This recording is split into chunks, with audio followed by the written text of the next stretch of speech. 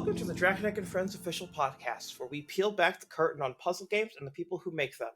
I'm Syrenne, the producer at Draconic and Friends, and I'm joined as always by Alan Hazelden, the head Draconic at Draconic and Friends. Today, we're joined by Lenophie, who you may know from her work on Pâquerette Down the Bunburrows. Hello. How are you doing today? Perfect. Just got back home. Awesome. Can you introduce yourself, kind of anything that I missed in the intro there, what you do, what you've worked on? Yeah. So I'm Lenophie. I do a lot of stuff. Basically, you may know me for, as Syrenne said, for my work on Bunburrows, for which I did game design, code, shadow art, writing, marketing, and stuff. So we're a team of 3 people at Bunstack working on the game. And on my side, I also do programming lessons and some streaming in French. Awesome. So, kind of to kick things off, what got you into game development in the first place? So basically, I was in generalist engineering school, and I was very I didn't like what we were promised to be, in terms of jobs and stuff and positions, and I really wanted to make stuff. And so I ended up trying to learn game dev on my own on the side and etc. And it ended up with me making some various prototypes and participating to game jams where I met the rest of the artist Pâquerette, the real one from Bunstack. And then we started working on Horror Bunnies back in 2019. I also joined a publishing company called Abiding Bridge, which I stayed there for 3 to 4 years, I think. And then I went fully indie last year when we released Pâquerette Down the Bunburrows, which we had been working on the side for 2 years. That's great that you've been able to go full time with it. Yeah. And yeah, you mentioned Horror Bunnies. I guess it's like a fun thing about your team is you only work on games with bunnies in them. Is that right? Yeah, because the thing is, we bonded over our love for bunnies and how we had some, we wanted to bring some edgier and darker themes to bunny stuff because, just being weird. And so that gave Horror Bunnies, which is still in development. And we decided to work on a smaller scoped project, Bunburrows, after we made a successful entry for the Ludum Dare back in 2021, and here we are. Awesome. So, do you want to talk a little bit about Horror Bunnies and what that game is like? Yeah, so that game is it's been a long time since I last pitched the game. So basically, it's a bunny breeding game, think games like Tamagotchi or Nintendogs. But the twist is that you have to handle the genetics of your bunnies in order to have them fit the criteria for hoarders. Basically, clients saying, "Oh, I want a pink bunny," and you have to produce that pink bunny. So that implies either classic breeding or you can do some genetic manipulation. And so the game gets some darker twists as you delve into its depths. And it's a narrative heavy game, and yeah, it's been in the works for 4 years. Cool. And did you put it on hold for a bit while you were working on Pâquerette Down the Bunburrows, or were you working on them both at the same time? These were that development was troubled waters, and so we ended up making a smaller scoped version that we released on itch.io, and we have plans to come back to the game at some point to make the full version for Steam. But yeah, it's been more than a year since we last touched the game, basically. Mm-hmm. So you were working on Horror Bunnies, and then you started working on Pâquerette. Were you particularly into puzzle games before you started working on Pâquerette? Yeah.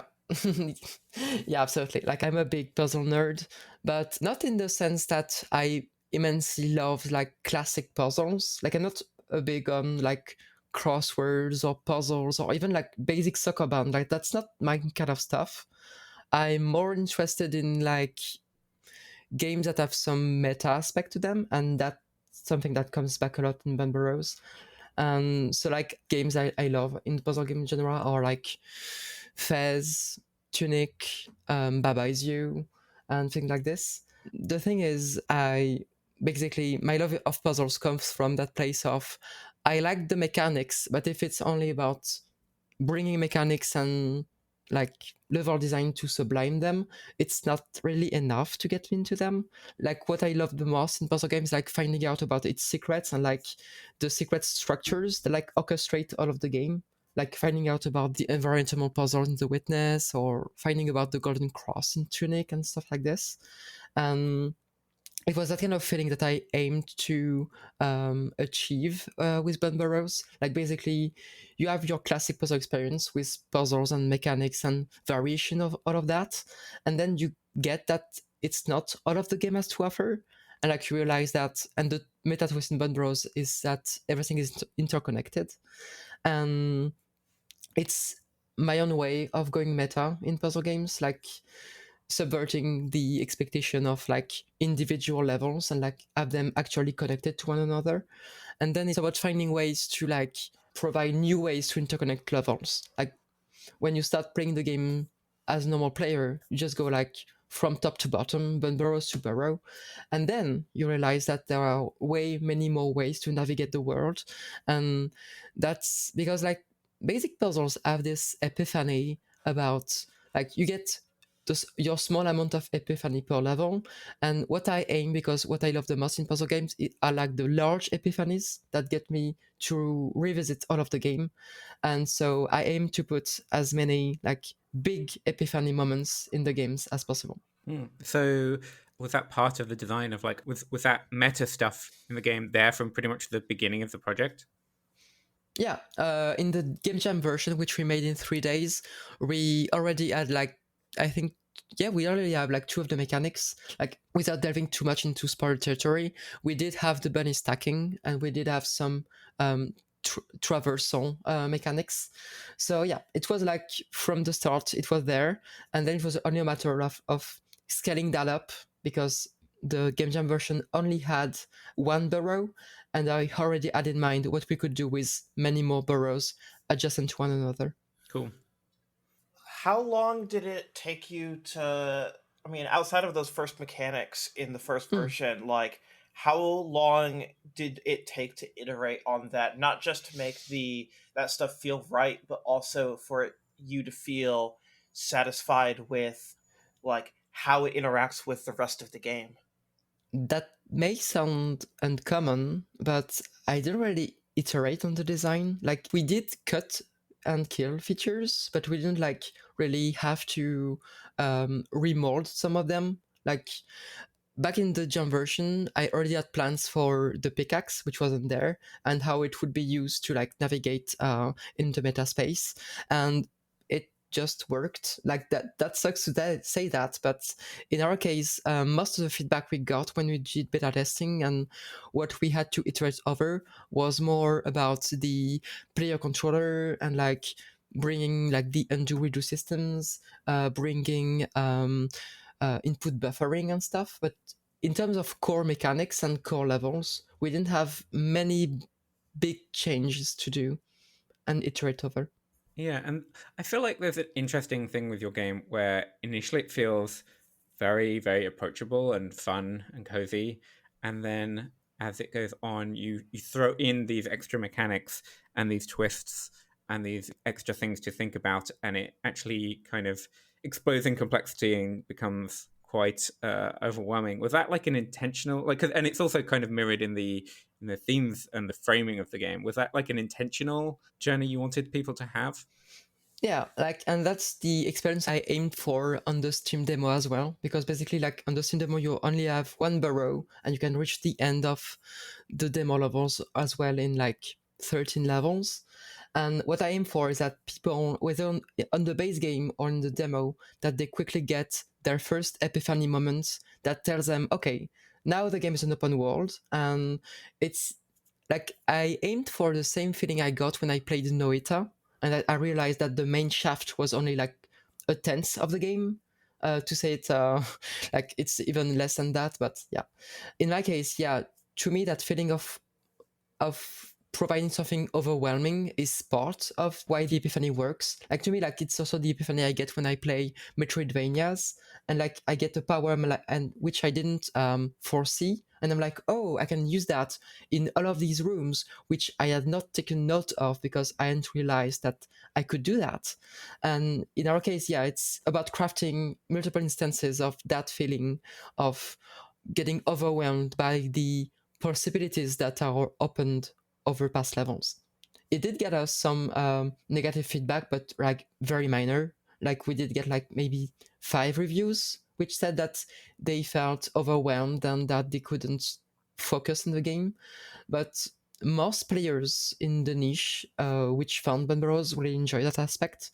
Like that gave them like they already had the puzzles figured out, and so adding an extra layer of planning and like not strategy, but like of picking. Okay, so I have to be tidy about how I explore the world, because once you realize that you can go everywhere, you have to put yourself limits on what order you're going to be doing stuff. And I get the feeling that people liked doing that. Yeah. Speaking personally, yeah, I definitely liked the. Honestly, I like the fact that my focus of like my primary like type of puzzling kept evolving. I'm going to tease my spouse a little bit and say that they said that, quote, this game is too smart for them, but they had a great time too. But like they got to enjoy a lot of that like early content, and I enjoyed the early content, but I really got to dive in as it kept going, as the mechanics kept changing. What I had in mind when making the progression was that casual players could ideally make all of the 5 burrows without figuring out the meta gameplay, and it would be fine. In practice, most casual players get stuck on the 3rd and 4th world, but so that's something that I will fix in my next puzzle games, I think. But yeah, to me, it's more of I want casual players to feel that they missed something, but it's not wrong, it's not bad. They can just finish the game and be done with it. Meanwhile, more hardcore player will be like, oh, I get that. Like that's you're making me a promise. Like I can see that there is so much more to the game, and it gives them the will to like figure out and look out for that kind of stuff. And so yeah, it's a balance to find between off-putting your casual players and like providing for your more hardcore players. Yeah, and so yeah, I feel like a lot of games like this with hidden secrets have like a few different layers to them, where they've got like the approachable layer, and then the secrets locked behind that, and then you've got the hardest of the hard, the 100%ing the game. What's your take on how the game is at that level of like, oh well, I found all the secrets, I found these mechanics, and now yeah, I mean, I guess what I'm asking is like, what's your take on how much the game expects people to 100% it? Like to me, the ideal critical path for players is to do the 3 first worlds. If they are casual, just like they are on race to get to the 5th burrow, and that's fine. For more hardcore players, I expect them to get stuck at the very end of the 3rd world because it's designed that way. So like it tickles them into, why can't I get that bunny? Because like it's a bunny you can only get through meta gameplay. And so more hardcore players would be like, okay, there is something special to do here. There is a special mood. It has its own biome, and it's obvious I can't get that bunny with the tools I have understood. And in most cases, for like mid to hardcore players, they figure out that they can do stuff here. And so they learn about one of the first layers of meta. And that way they can also get in their first baby bunnies if they haven't. And that will unlock the meta progression with Opheline on the surface. And from then, you start getting more and more objectives from her, like getting more and more baby bunnies. And that forces you to look further down into the meta gameplay so that you always know that there is much more to do and you don't have to stop, with the promise of rewards and stuff. So yeah, to me, it was more figuring out these basic burrows, figuring out the first layer of meta mechanics after the third burrow for more hardcore players. And then to me, it's in the fucking around part of the meta gameplay where you realize how much deeper the meta goes. And eventually people get into the hell levels. And from there, once you have entered the hell levels, you are pretty much again on rails to like explore everything. Like it's hard, you won't get all of the bunnies from the start, but you can explore all of it and finally get a grasp of how big the game is. Yeah, and I really think that the game does a great job at that and some of that balance. Looking back at the game, because it's been a while now since you've Yeah. released, is there like a moment or a part of the game that you kind of wish had been done differently, but like what's shipped is shipped, or are you like just really happy with how the whole thing came together?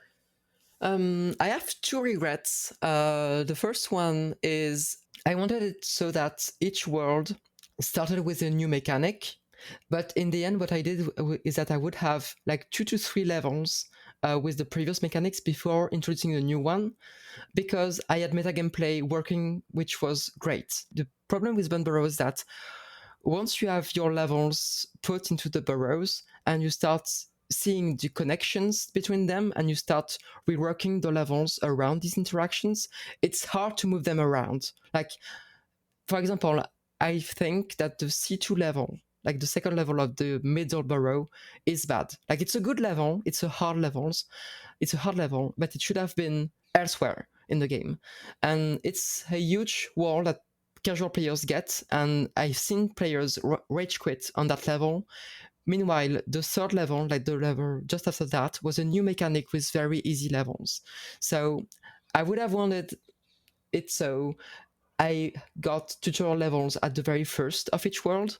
That's a very like basic level design stuff, but I was hindered by the meta gameplay which was already in place. And the second issue I had was that we had to cut stuff. As you may know, currently, if you do the 100%, which the game asks you to do, promising content, you actually get a message saying, oh, well, the extra late content isn't there yet. And back then we put a message saying, oh, it will be there in a few weeks. It's been a year. The thing is, like, we still can't work full time on the game. Like, that's why I told you, like, classes and streaming and stuff. But it's in the works. But yeah, like, it's a huge part of the game, and it also adds a new layer of meta gameplay.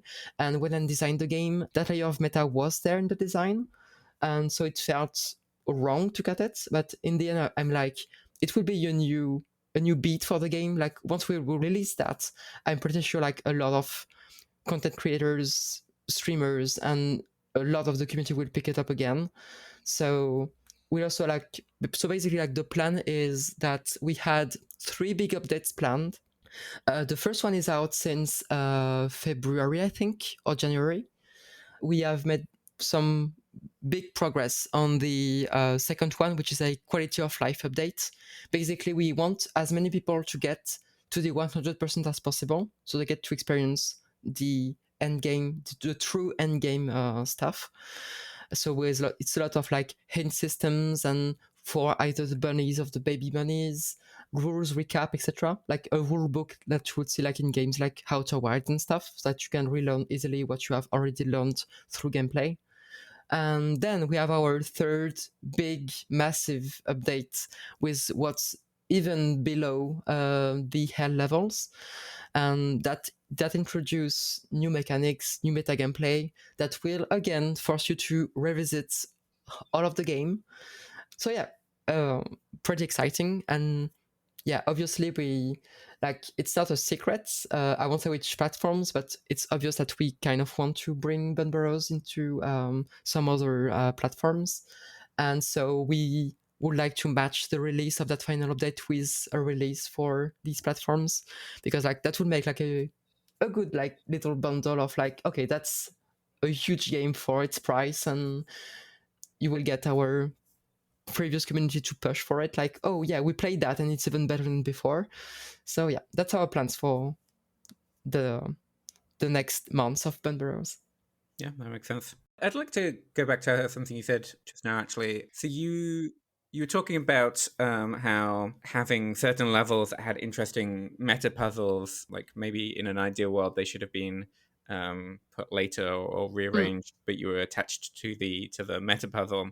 Did you? Yeah, I don't know if I'm putting words into your mouth, but yeah, like did you find you were getting attached to meta puzzles, and like did you find that the shape of like, oh, this specific level and this specific level gives rise to like this really interesting interaction that is only possible because of these two levels?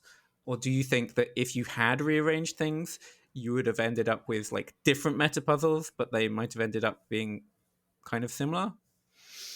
Yeah, I know I'm a bit obsessive about the meta stuff, and so yeah, that was a hindrance. And like, I should have moved these levels, but it was too late in development, and I really liked these levels, and it's hard to let go sometimes, and clearly didn't do it. People didn't hold it against me because the rest of the game was good enough.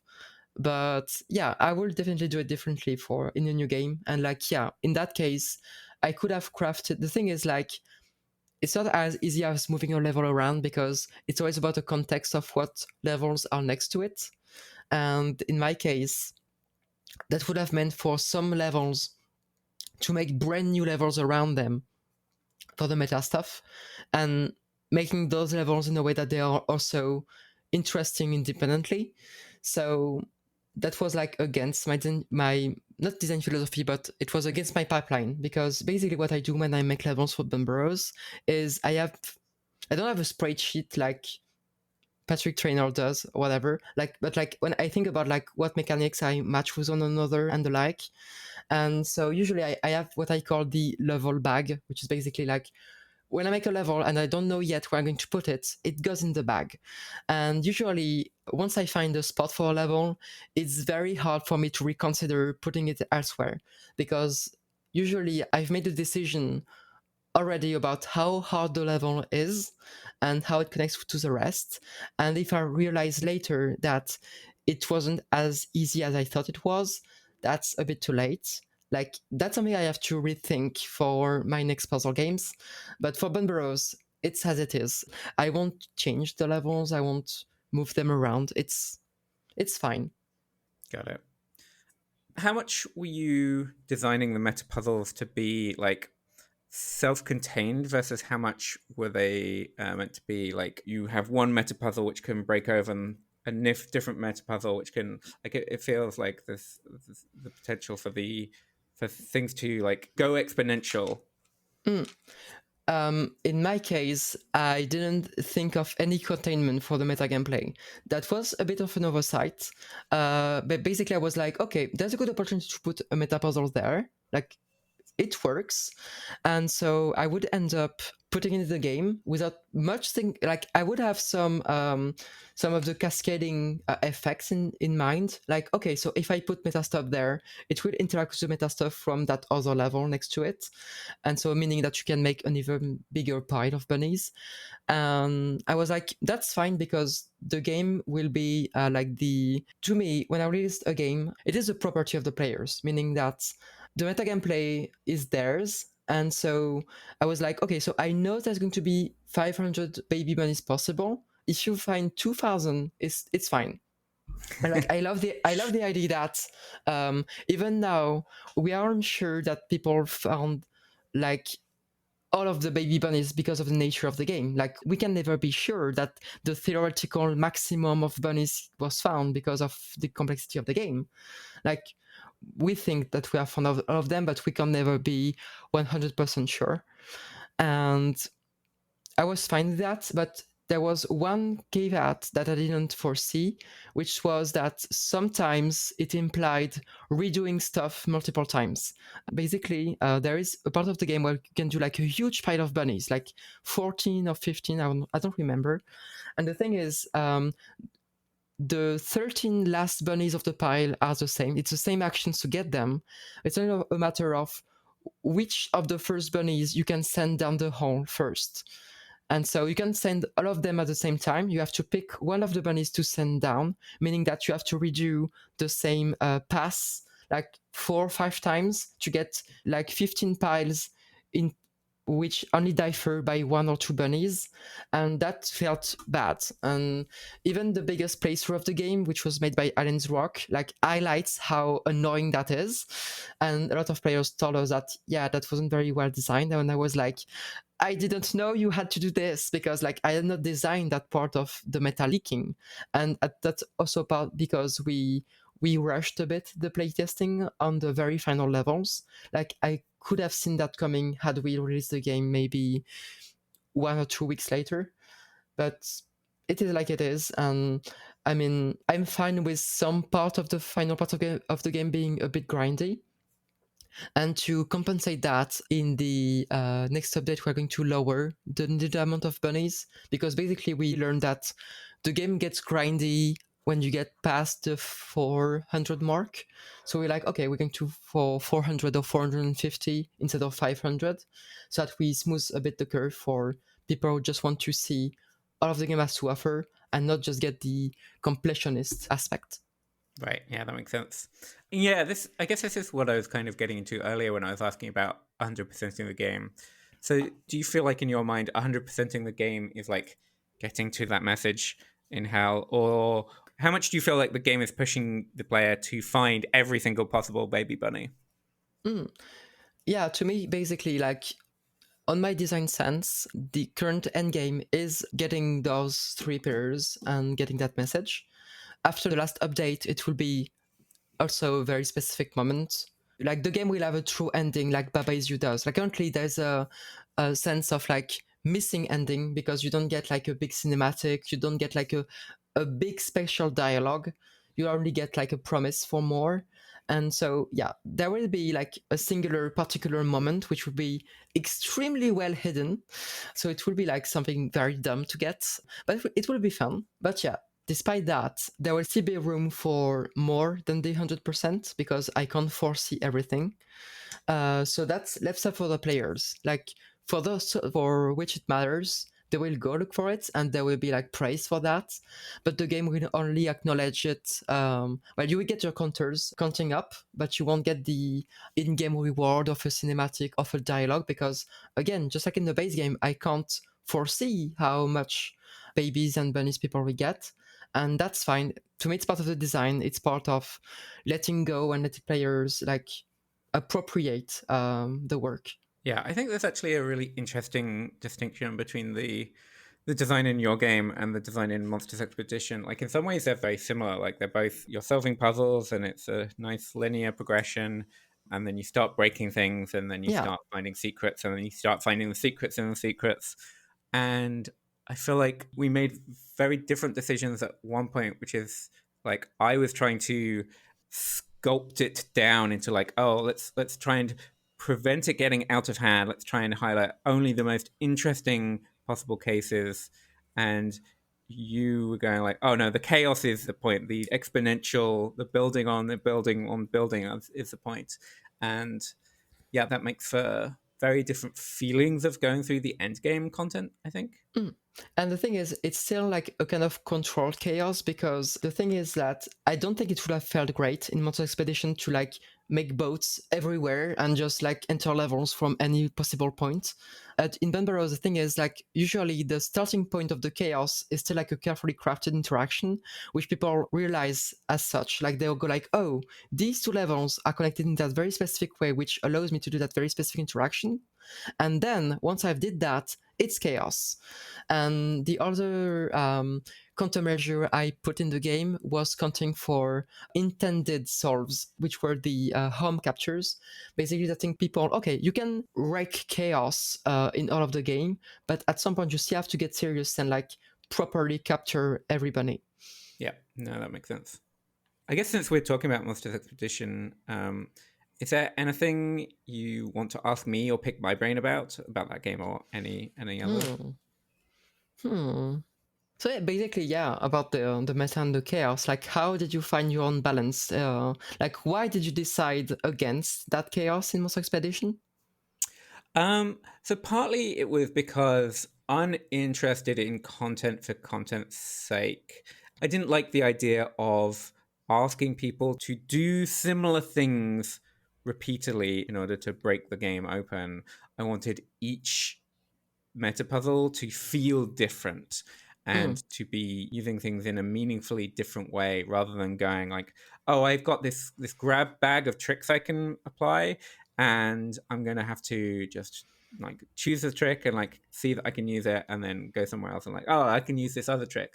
I was more interested in like, oh, like these 2 or 3 levels, they are designed in such a way that there's an interesting puzzle there, and it's very hard to take logs out of this area, because the moment you can get logs out of this area, you kind of don't know where you're looking for the puzzles.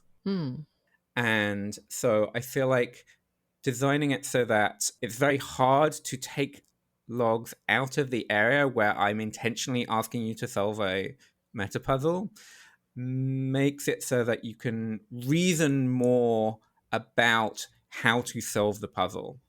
And I guess in your case, you have a similar thing where that initial moment is like part of that designed solution of like, oh yeah, like I have these resources. I think there's something here, but what can it be? And like, it can only really involve these 2 levels. So how do these 2 levels interact with each other?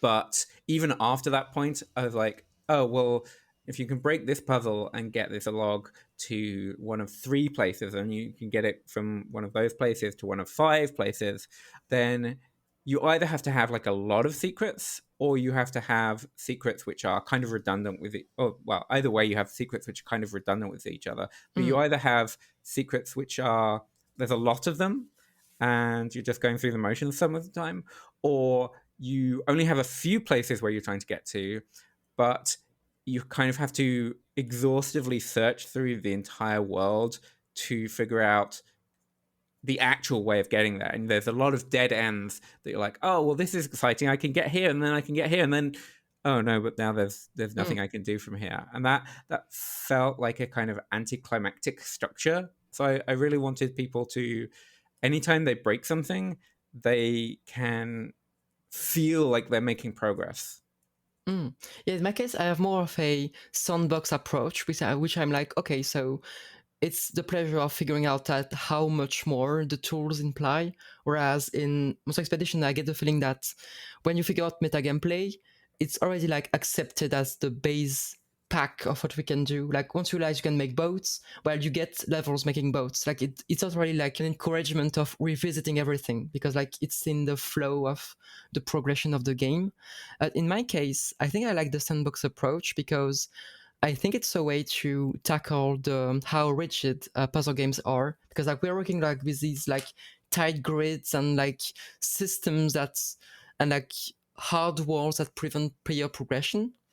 And in the case of Bunburrows, you get these hard walls when you're a casual player, but for a more advanced player, they will only get like medium-sized walls, and then once they get past the learning about the meta gameplay, they can go basically everywhere, and that prevents like myself, I'm a good puzzle gamer, but I've never finished Baba Is You or Monster Expedition for that reason, because like I'm just not good enough for the very very very late game levels, and that prevents me from seeing everything, which I'm sure I would find levels which I could be able to make. And so I kind of like the structure where it's linear at first and then it's chaos at the end for the hardcore players, so that they can see all of the game has to offer. And also with the way that the Monsters Expedition late game, like the structure of everything, trying not to just spoil everything, but the way that it is, it also led to a lot of post-release adjustments. Yeah, I figure. Yes. Both in terms of what we expected, which was players were able to break things in a way that we did not expect, slash soft lock themselves, slash leave the world of the game entirely, which was, those are always my favorites. But also, when we did our major content update, the museum expansion update, we also used better in-game kind of language to showcase to players where we kind of are and are not expecting some of these big meta puzzles to start.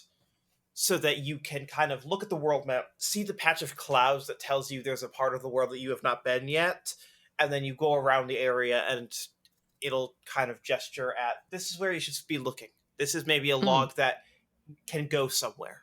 And then through the next update, with the hints update, we made that more transparent where you can toggle to get a hint about where to start, where does the end state need to be. You can like kind of graduate through these different hints to try and get through so that more players can see some of that end game meta content.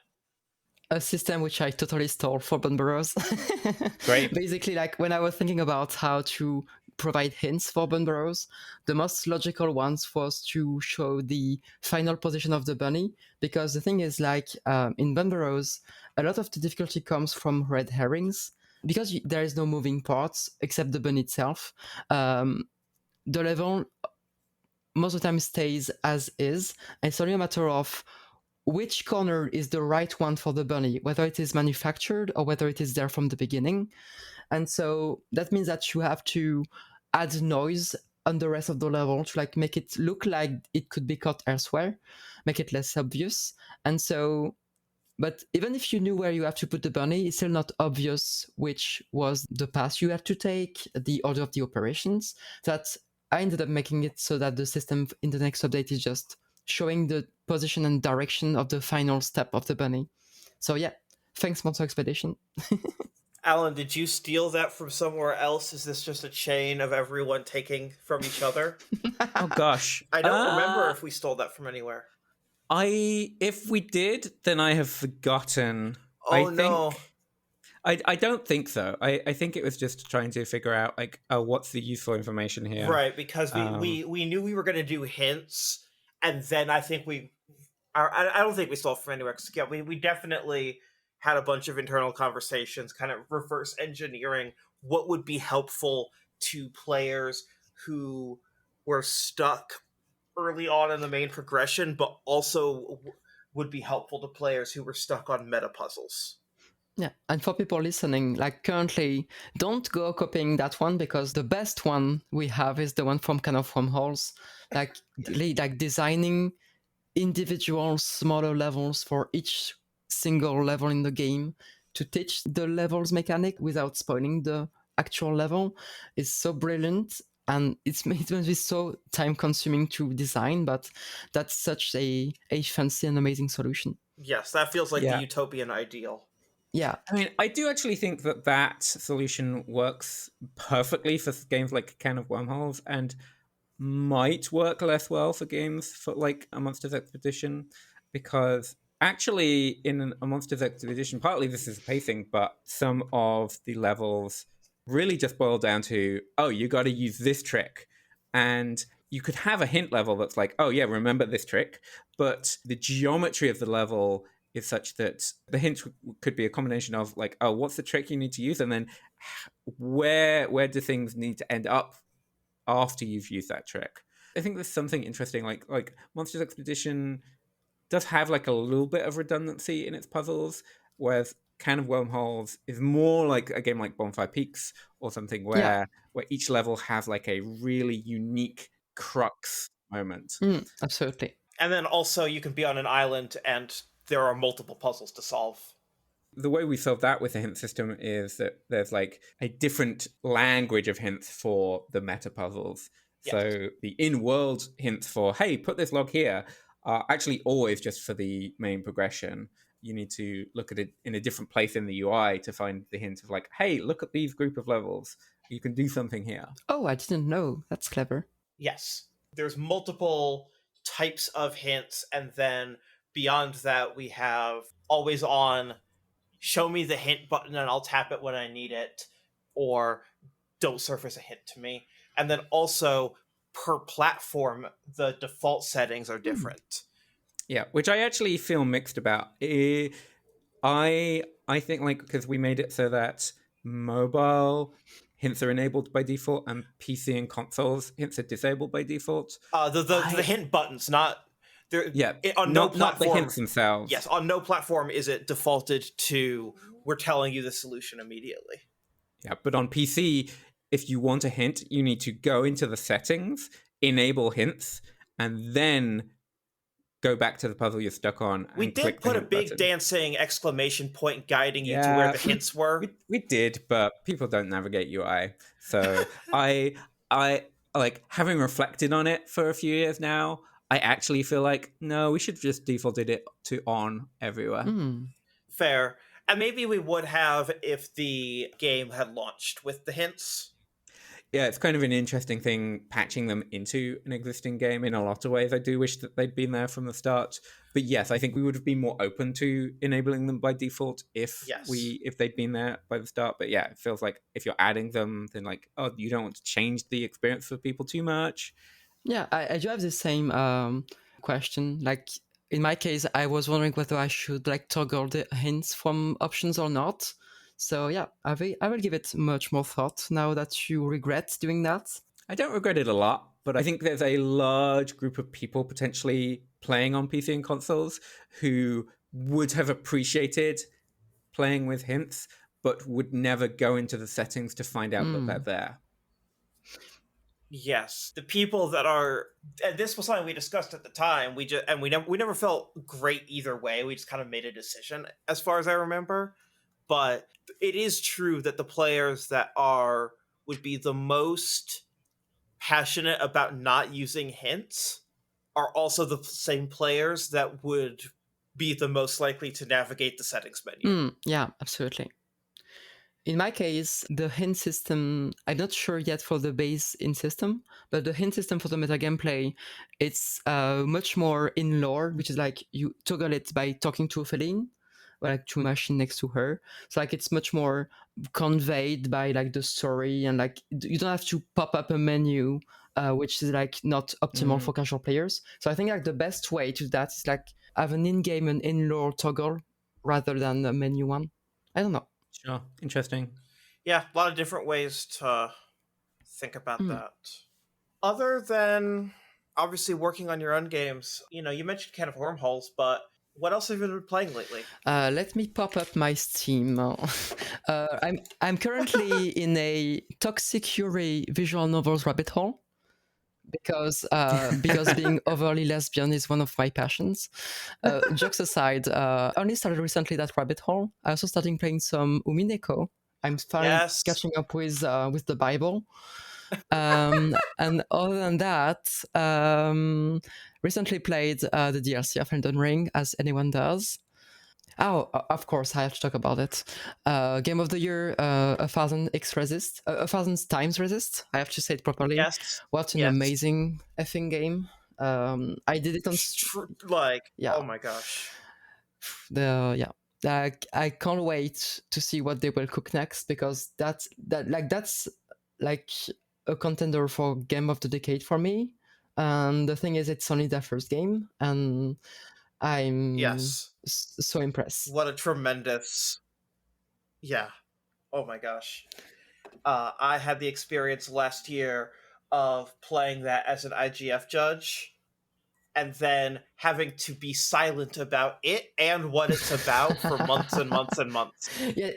And not getting to talk to people about it. Yeah, in my case, I had found the trailer for the game back before it was signed by Fellow Traveler, I think. And I was like, this is such a jam, and it only has like 10k views on YouTube. And I was like, why are people sleeping on this? And I was so glad when I saw the booth at GDC. Like, I swear that I was crying in the line, because like I was behind someone like who had been playing the game for like 10 minutes, and I saw that they weren't enjoying it. And I was like, I want to be in your place so much. Like, I've been waiting for that game so fucking much. And like, I was like taken, like I was so impressed by just the demo, and it was only like the chapter 1 from the end game. Yes. And the rest of the game is so much more mind-blowing that first chapter. What an amazing achievement.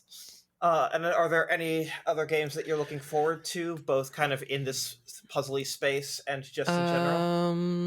In the puzzly space, let me check my gargantuan wish list.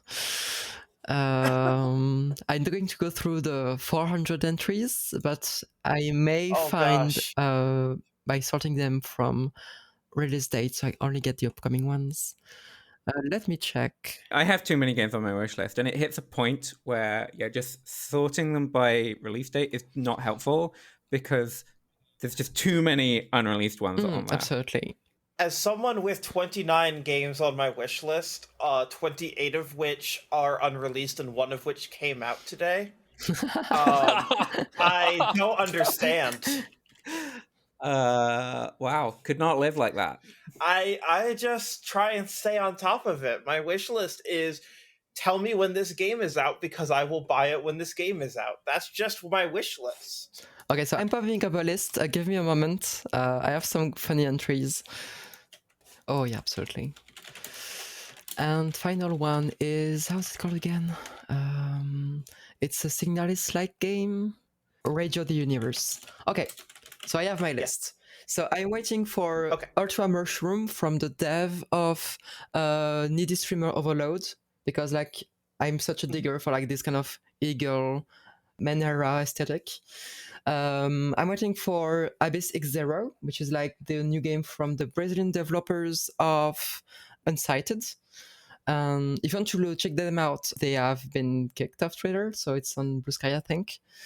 Then there is Psycho Giantess Dating Sim, which has been eyeing me for a while, like very like distinct style, which like it reminds me a lot of a Bag of Milk outside of Bag of Milk.